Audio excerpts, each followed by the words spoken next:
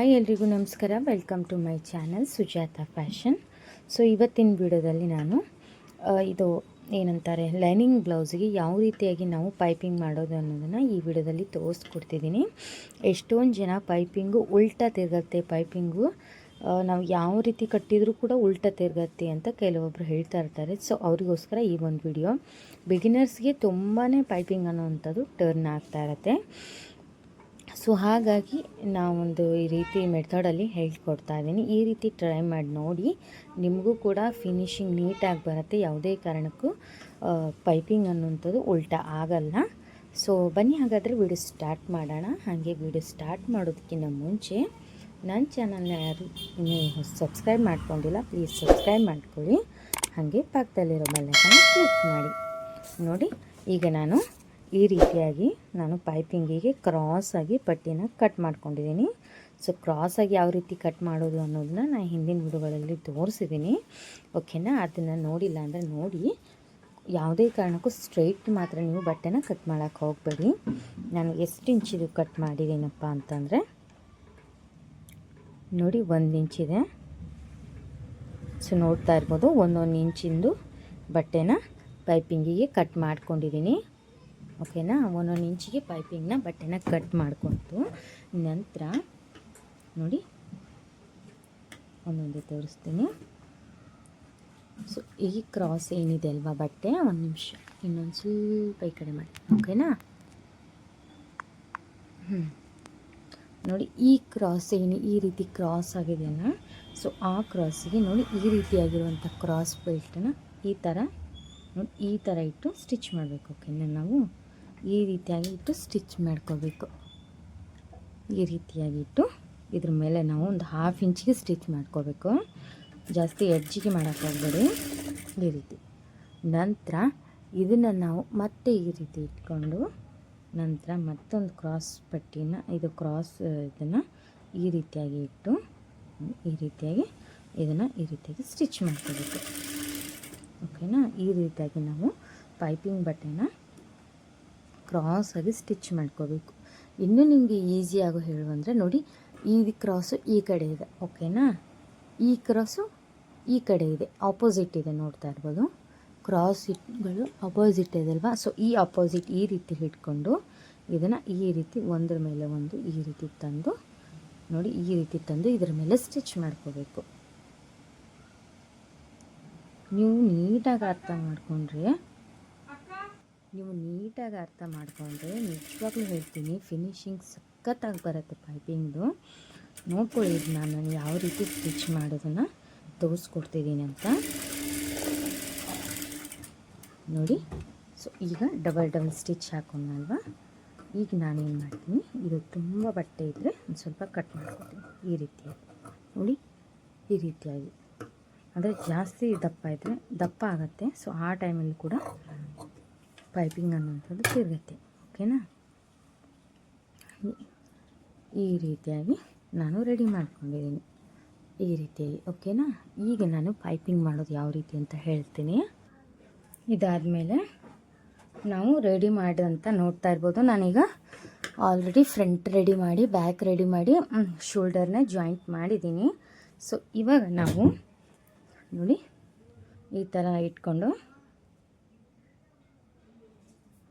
So ನೋಡಿ ಮೊದಲಿಗೆ ಈ ರೀತಿ ನೋಡಿ, ಈ ಥರ ಜಾಯಿಂಟ್ ಮಾಡಿದ್ದು ಮೇಲೆ ಬರಬೇಕು. ಸೊ ಆ ಥರ ಮೇಲೆ ಬರುವಾಗ ಇಟ್ಕೊಂಡು ಇದನ್ನು ಈ ರೀತಿಯಾಗಿ ಇದ್ರ ಮೇಲೆ ಇಟ್ಟು ಒಂದು 1/2 ಇಂಚು ಬಟ್ಟೆ ಮುಂದೆ ಬಿಟ್ಕೋಬೇಕು. ಯಾಕಂತಂದರೆ ನಮಗೆ ಫೋಲ್ಡ್ ಮಾಡೋಕ್ಕೆ ಬೇಕು. ಸೊ ಹಾಗಾಗಿ 1/2 ಇಂಚು ಮುಂದೆ ಇಟ್ಕೊಂಡು ಸ್ಟಿಚ್ ಹಾಕೋಬೇಕು. ನೋಡಿ, ಮೊದಲಿಗೆ ಲಾಕ್ ಮಾಡೋದನ್ನು ಮರಿಬೇಡಿ. ಒಂದು 1/2 ಇಂಚಿಗೆ, ಹಾಫ್ ಬೇಡ, ಒಂದು 1/4 ಇಂಚಿಗೆ ನೀವು ಸ್ಟಿಚ್ ಮಾಡ್ಕೊಳ್ಳಿ. ಜಾಸ್ತಿ ಎಡ್ಜಿಗೆ ಮಾಡ್ಕೋಕ್ಕೆ ಹೋಗಬೇಡಿ. ಓಕೆನಾ? ಈ ರೀತಿಯಾಗಿ ನೋಡಿ, ಈ ಥರ ಯಾವುದೇ ಕಾರಣಕ್ಕೂ ಬ್ಲೌಸನ್ನ ಎಳೆಯೋಕ್ಕೆ ಹೋಗಬೇಡಿ. ಈ ಲೈನಿಂಗ್ ಪೈಪಿಂಗ್ ಬಟ್ಟೆನ ಮಾತ್ರ ಸ್ವಲ್ಪ ಎಳಿಬೇಕು. ಅದು ಕೂಡ ಜಾಸ್ತಿ ಎಳಿಬೇಡಿ, ಒಂದು ಸ್ವಲ್ಪ ಎಳಿತಾ ನೋಡಿ ಈ ರೀತಿಯಾಗಿ ಸ್ಟಿಚ್ ಮಾಡ್ಕೊಂಡು ಹೋಗಬೇಕು. ತುಂಬಾ ಪೈಪಿಂಗ್ ನೀಟಾಗಿ ಬರುತ್ತೆ ಇದು.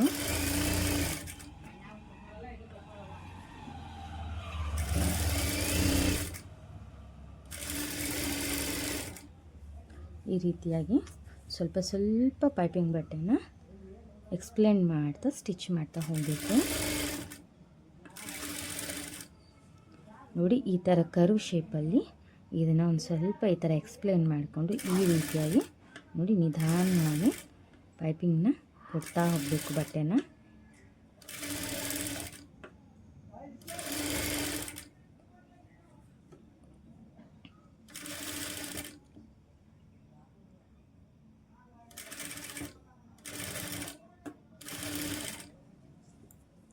ನೋಡಿ ಈ ರೀತಿಯಾಗಿ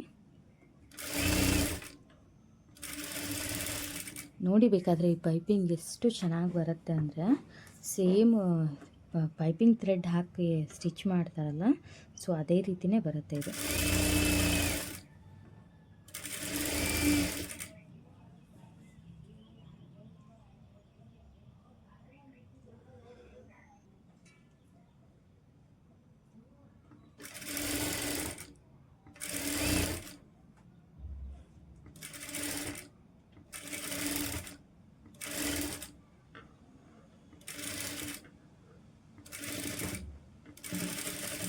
ಲಾಸ್ಟಿಗೆ ಎಂಡು ಕೂಡ ಲಾಕ್ ಮಾಡಿ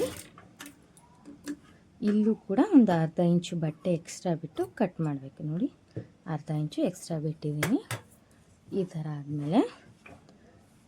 ಆದಮೇಲೆ ಈಗ ನೋಡಿ ಒಂದು ನಿಮಿಷ ಇದೊಂದು ಹೇಳಿಬಿಡ್ತೀನಿ. ಈ ಥರ ಇದೇನು ನಾವು ಸ್ಟಿಚ್ ಮಾಡಿದ ಬಟ್ಟೆ ಈ ರೀತಿ ಮಾಡಿದಾಗ ನಮ್ಮ ಬಟ್ಟೆಗಿನ ಈ ಥರ ಎಕ್ಸ್ಟ್ರಾದು ಒಳಗಡೆದು ಬಟ್ಟೆ ಇದ್ದರೆ ನಾವು ಅದನ್ನು ಸ್ವಲ್ಪ ಕಟ್ ಮಾಡಬೇಕು. ಇಲ್ಲೊಂದು ಸ್ವಲ್ಪ ಬಂದಿದೆ ನೋಡಿ ಈ ರೀತಿಯಾಗಿ ಎಕ್ಸ್ಟ್ರಾ ಬರಬಾರ್ದು. ಓಕೆನಾ, ನಮ್ಮ ಮೇಲೆ ಬಟ್ಟೆಗಿನ ಕೆಳಗಡೆದು ಎಕ್ಸ್ಟ್ರಾ ಬರಬಾರ್ದು. ನೋಡ್ಕೊಳ್ಳಿ ನೀಟಾಗಿ. ಎಕ್ಸ್ಟ್ರಾ ಇಲ್ಲೂ ಸ್ವಲ್ಪ ಬಂದಿದೆ ನೋಡಿ, ಆ ಥರ ಎಕ್ಸ್ಟ್ರಾ ಬಂದರೆ ಅದನ್ನು ಕಡಿಮೆ ಮಾಡ್ಕೊಳ್ಳಿ. ಓಕೆ, ಈಗ ಎಲ್ಲ ಕರೆಕ್ಟ್ ಆಯಿತು. ಇದಾದ ನಂತರ ಏನು ಮಾಡಬೇಕಂದ್ರೆ ನೋಡಿ ಇದೇನು ಇರುತ್ತಲ್ವ, ಸೊ ಇದನ್ನು ಈ ರೀತಿ ಮೇಲೆ ತೆಗೆದು ಇದನ್ನು ಈ ಥರ ನೋಡಿ, ಇದನ್ನು ಇಲ್ಲೊಂದು ಸ್ವಲ್ಪ ದಪ್ಪ ಇರುತ್ತೆ, ಸೊ ಹಾಗಾಗಿ ಇನ್ನೊಂದು ಸ್ವಲ್ಪ ಕಟ್ ಮಾಡ್ಕೊಂಬಿಡಿ.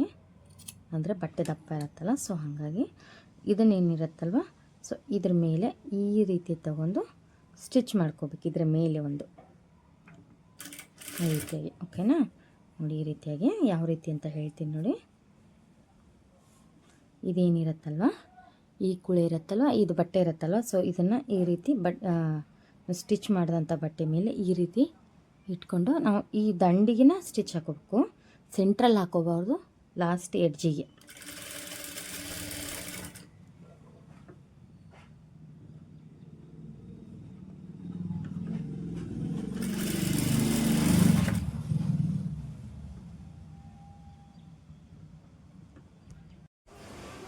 ನೀಟಾಗಿ ನೋಡ್ಕೊಳ್ಳಿ ನಾನು ಯಾವ ರೀತಿಯಾಗಿ ಬಟ್ಟೆನ ಕೂಳೆ ಮೇಲೆ ಯಾವ ರೀತಿಯಾಗಿ ಮೇಲೆ ಬಟ್ಟೆನ ಇಡ್ತಾ ಇದ್ದೀನಿ ಅಂತ.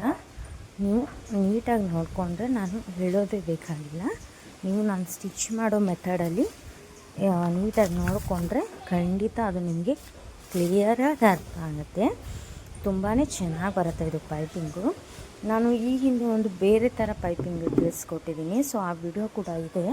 ನಾನು ಲಾಸ್ಟಲ್ಲಿ ಎಂಡ್ ಸ್ಕ್ರೀನಲ್ಲಿ ಹಾಕ್ತೀನಿ. ಅದು ಕೂಡ ಈಸಿಯಾಗಿ ಹೇಳ್ಕೊಟ್ಟಿದ್ದೀನಿ, ಸೊ ಅದನ್ನು ಬೇಕಾದ್ರೆ ನೋಡ್ಕೊಳ್ಳಿ. ನಿಮಗೆ ಯಾವುದು ಈಸಿ ಆಗುತ್ತೋ ಆ ಒಂದು ಏನಂತಾರೆ ವಿಡಿಯೋನ ನೋಡಿಕೊಂಡು ಆ ಒಂದು ಮೆಥಡಲ್ಲಿ ನೀವು ಕಟ್ಕೋಬೋದು ಪೈಪಿಂಗ್ನ. ತುಂಬಾ ಸಿಂಪಲ್ಲಾಗಿ ಹೇಳ್ಕೊಟ್ಟಿದ್ದೀನಿ. ಎಲ್ಲೂ ಕೂಡ ನಾನು ನಿಮಗೆ ನನ್ನ ವಿಡಿಯೋಸಲ್ಲಿ ಯಾವುದೂ ಕೂಡ ನಿಮಗೆ ಕಷ್ಟ ಆಗುವಂಥದ್ದು ಹಾಗೆ ಅರ್ಥ ಆಗದೇ ಇರೋ ಹಾಗೆ ಹೇಳೋದು ನಾನು ಮಾಡಿಲ್ಲ.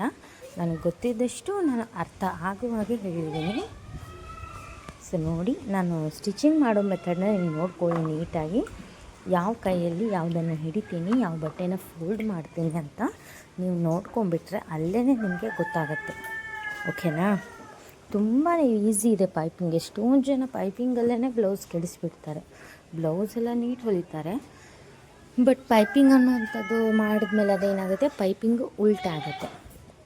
ಓಕೆನಾ, ಆ ಟೈಮ್ ಆದಾಗ ಏನಾಗುತ್ತೆ, ಕೆಲವೊಂದಿಷ್ಟು ಜನ ಅಂತಾರೆ ಇವಳು ಬಟ್ಟೆನ ಸರಿ ಮಾಡಿಲ್ಲ, ಹೊಲಿದಿಲ್ಲ, ಪೈಪಿಂಗ್ ಸರಿಯಾಗಿಲ್ಲ, ಉಲ್ಟಾ ತಿರ್ತದೆ ಅಂತಾರೆ. ಸೊ ಅದಕ್ಕೆ ಹೇಳ್ತಾ ಇದ್ದೀನಿ, ನೀವು ಬ್ಲೌಸ್ ಎಲ್ಲ ಕರೆಕ್ಟ್ ಹೊಲಿತಿದ್ದೀರಾ, ಬಟ್ ಪೈಪಿಂಗ್ ಬರ್ತಿಲ್ಲ ಅನ್ನೋರು ಈ ವಿಡಿಯೋ ನೋಡಲೇಬೇಕು, ನೀವು ಫುಲ್ಲು ನೋಡಲೇಬೇಕು. ಓಕೆನಾ, ಈ ವಿಡಿಯೋ ಫುಲ್ಲು ನೋಡಿ ನೀವು ಕ್ಲೋಸ್ ಮಾಡೋ ಅಷ್ಟರಲ್ಲೇ ನಿಮಗೂ ಕೂಡ ಪೈಪಿಂಗನ್ನು ಮಾಡಬೇಕು ನಾನು ಹೇಳಿರೋ ಮೆಥಡಲ್ಲಿ ಅಂತ ನೀವು ಕೂಡ ಆ ಮೆಥಡಲ್ಲಿ ನಾನು ಹೇಳಿರೋ ಮೆಥಡು ಟ್ರೈ ಮಾಡ್ತೀರಾ. ತುಂಬಾ ಈಸಿಯಾಗಿ ನೋಡ್ತಾ ಇರ್ಬೋದು ಯಾವ ರೀತಿಯಾಗಿ ಹೀಗೆ ಬಟ್ಟೆ ಫೋಲ್ಡ್ ಮಾಡಿಕೊಂಡು ನಾನು ಮಾಡ್ತಿದ್ದೀನಿ ಅಂತ. ನೋಡಿ ನಿಧಾನವಾಗಿ ನೋಡಿಕೊಂಡು ಟ್ರೈ ಮಾಡಿ, ಓಕೆನಾ? ಒಂದು ಸಲ ಬರಲ್ಲ, 2 ಸಲ ಬರಲ್ಲ, ಖಂಡಿತ ನೀವು ಒಂದು 4-5 ಸಲ ಟ್ರೈ ಮಾಡೋಷ್ಟರಲ್ಲಿ ಖಂಡಿತ ಬರುತ್ತೆ, ಓಕೆನಾ? ಒಮ್ಮೆಲೇ ಯಾವುದೂ ಬರಲ್ಲ, ಕಲಿಬೇಕು, ಓಕೆನಾ? ನೋಡ್ತಾ ಇರಿ ಯಾವ ರೀತಿಯಾಗಿ ನಾನು ಯಾವ ಕೈಯಲ್ಲಿ ಯಾವ ಬಟ್ಟೆನ ಹೇಗೆ ಫೋಲ್ಡ್ ಮಾಡ್ತಿದ್ದೀನಿ ಅಂತ ನೋಡಿ. ನೀವು ಕೂಡ ಪೈಪಿಂಗ್ನ ಮಾಡ್ಕೊಳ್ಳಿ. ಬ್ಲೌಸ್ ಫಿನಿಷಿಂಗ್ ಅನ್ನೋದು ಪೈಪಿಂಗಲ್ಲೂ ತುಂಬ ಮುಖ್ಯ ಆಗಿರುತ್ತೆ. ನೀವು ಬ್ಲೌಸೆಲ್ಲ ನೀಟ್ ಹೊಲಿದು ಪೈಪಿಂಗ್ ಸರಿಯಾಗಿಲ್ಲ ಅಂದರೆ ಅದು ಬ್ಲೌಸು ಚೆನ್ನಾಗಿ ಕಾಣಿಸಲ್ಲ. ಸೊ ಓಕೆ, ಈಗ ಇಷ್ಟು ಸ್ಟಿಚ್ ಆಯ್ತಲ್ವಾ? ಈಗ ಇದನ್ನು ನೋಡಿ, ಇದೇನಿದೆಲ್ಲ ಈ ರೀತಿ ಎಕ್ಸ್ಟ್ರಾ ಇರೋದು ಜಾಸ್ತಿ ಬಂದಿದ್ರೆ ಸ್ವಲ್ಪ ಅರ್ಧ ಇಂಚು ಬಿಟ್ಟು ಕಟ್ ಮಾಡ್ಕೊಂಬಿಡಿ. ಮಾಡಿಕೊಂಡು ನೋಡಿ ಇದನ್ನು ಈ ರೀತಿ ಎಕ್ಸ್ಟ್ರಾ ಇರುವಂಥದ್ದನ್ನು ಈ ರೀತಿ ಫೋಲ್ಡ್ ಮಾಡಿ ಇದನ್ನು ಇದ್ರ ಮೇಲೆ ನೋಡಿ ಈ ರೀತಿಯಾಗಿ ಮಾಡ್ಕೋಬೇಕು. ನೋಡಿ ಪೈಪಿಂಗ್ ಎಷ್ಟು ಸಣ್ಣದಾಗಿ ಬರುತ್ತೆ ನೋಡಿ. ನೀವು ಎಷ್ಟು ಸಣ್ಣ ಬೇಕಂತಿರಲ್ಲ ಅಷ್ಟು ಸಣ್ಣ ಬರುತ್ತೆ, ಓಕೆನಾ? ಇನ್ನೊಂದು ಸಲ ತೋರಿಸ್ತೀನಿ ನೋಡಿ.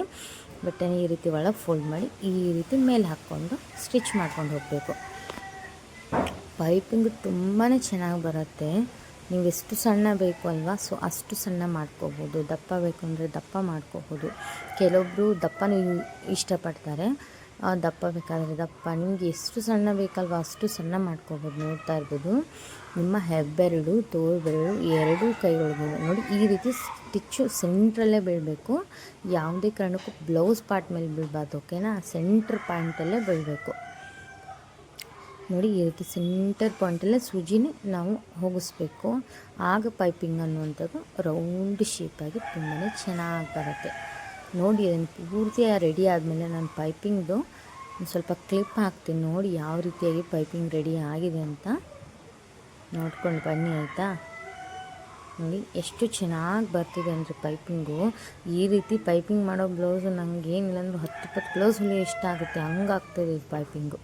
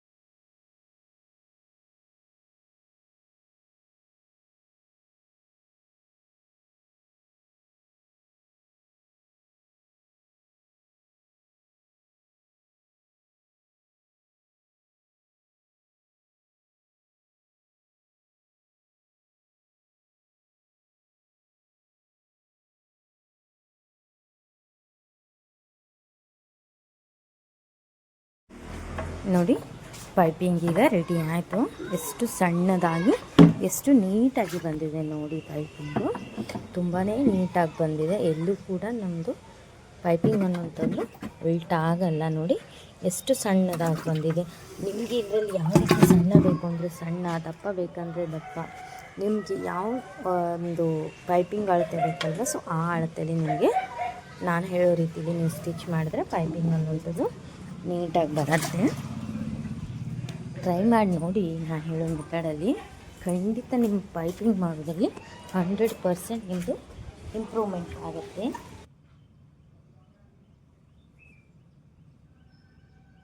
ಅಂತ ಶೇಪಲ್ಲಿ ಯಾವ ರೀತಿಯಾಗಿ ರೌಂಡ್ ನೆಕ್ ಬಂದಿದೆ. ಸೊ ಹೌದಲ್ವಾ, ನೋಡ್ತಾ ಇರ್ಬೋದು ತುಂಬಾ ನೀಟಾಗಿ ಬಂದಿದೆ ನೆಕ್ಕು. ನೋಡಿ ರೌಂಡ್ ಶೇಪಲ್ಲಿ ಎಲ್ಲೂ ಕೂಡ ಬಟ್ಟೆ ಟರ್ನ್ ಆಗಿಲ್ಲ. ನೋಡ್ತಾ ಇರ್ಬೋದು ಒಂದೇ ಅಳತೆಯಲ್ಲೇ ಪೈಪಿಂಗು ಕೂಡ ಬಂದಿದೆ. ಸೊ ಈ ವಿಡಿಯೋ ಇಷ್ಟ ಆಗಿದೆ ಅನ್ಕೋತೀನಿ. ಇಷ್ಟ ಆದರೆ ಪ್ಲೀಸ್ ಒಂದು ಲೈಕ್ ಕೊಡಿ. ಹಾಗೆ ನನ್ನ ಚಾನಲ್ನ ಸಬ್ಸ್ಕ್ರೈಬ್ ಮಾಡ್ಕೊಂಡಿಲ್ಲ ಅಂದರೆ ಸಬ್ಸ್ಕ್ರೈಬ್ ಮಾಡ್ಕೊಳ್ಳಿ. ಇದೇ ರೀತಿ ಟೈಲರಿಂಗ್ ವಿಡಿಯೋಸ್ ಹಾಕ್ತಾ ಇರ್ತೀನಿ. ಓಕೆ, ಬಾಯ್.